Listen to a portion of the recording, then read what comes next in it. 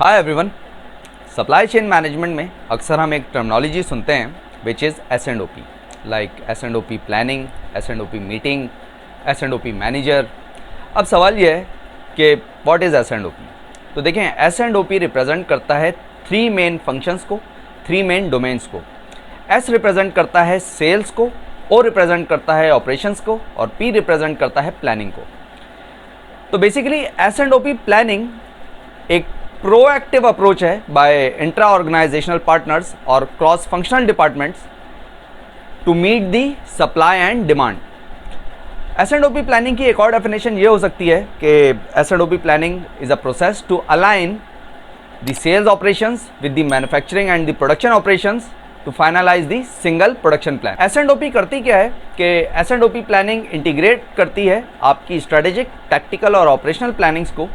और S&OP planning का जो कोर ऑब्जेक्टिव है वो एक ही है कि किसी भी सूरत जो है प्रोडक्ट रन आउट नहीं होना है या किसी भी सूरत स्टॉक रन आउट नहीं होना है।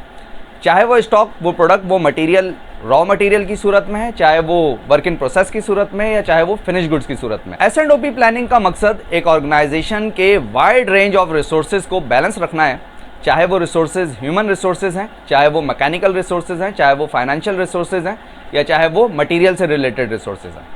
और डेफिनेटली जब ये रिसोर्सेज बैलेंस रहेंगे और अलाइन रहेंगे तो आपकी कॉस्ट भी जो है वो मिनिमाइज रहेगी, आपकी ऑपरेशनल एफिशिएंसीज भी जो हैं वो इंक्रीज होंगी और कस्टमर सेटिस्फैक्शन भी जो है वो इन्हेंस होगी। देयर आर 2 की प्लेयर्स जो कि S&OP प्लानिंग में इन्वॉल्व होते हैं। The first one is sales and the second one is production.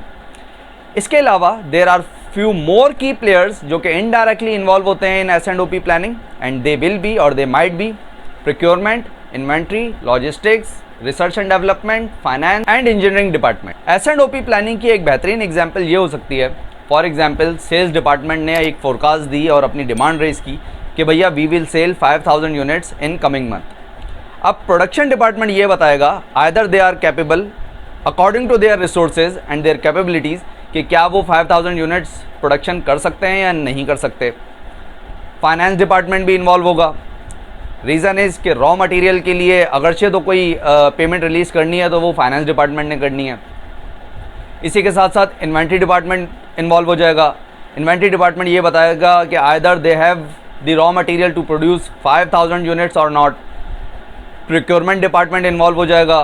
अगरचे तो इन्वेंट्री में रॉ मटेरियल अवेलेबल नहीं है तो प्रोक्योरमेंट डिपार्टमेंट ये बताएगा कि भैया इतने शॉर्ट नोटिस पीरियड पे मटेरियल की arrangement either from the national resources either from the international resources, वो मटेरियल हमें मिल सकता है या नहीं मिल सकता। रिसर्च एंड डेवलपमेंट डिपार्टमेंट भी जो है वो इन्वॉल्व हो जाएगा कि either we are capable to produce 5000 units with such futures, अगरचे तो कोई हैं।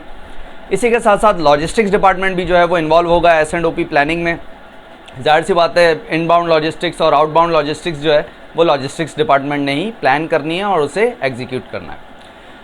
तो अगरचे तो ये तमाम मेंबर्स, ये तमाम की प्लेयर्स, ये तमाम स्टेक होल्डर्स सिंगल पेज पे होंगे और 1 फिगर लॉक होगा तो S&OP प्लानिंग जो है वो इफेक्टिव होगी। And if not, planning will continue until the locking of 1 figure for supply and demand. So this was all about the S&OP planning, जहां हमने ये देखा कि जी की प्लेयर्स तो सेल्स और प्रोडक्शन ही है, बट जो इनडायरेक्टली मेंबर्स या जो इनडायरेक्टली स्टेक होल्डर्स या इनडायरेक्टली की प्लेयर्स जो इन्वॉल्व होते हैं उसमें प्रोक्योरमेंट भी है, इन्वेंट्री भी है, रिसर्च एंड डेवलपमेंट भी है, इंजीनियरिंग भी है, फाइनेंस भी है और लॉजिस्टिक्स भी है।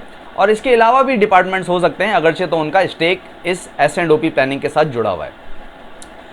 आई होप कि आज की वीडियो से भी आपने कुछ ना कुछ ज़रूर समझा होगा और अगरचे तो आप इस टॉपिक में कोई वैल्यू ऐड करना चाहें then you are welcome in the comment section.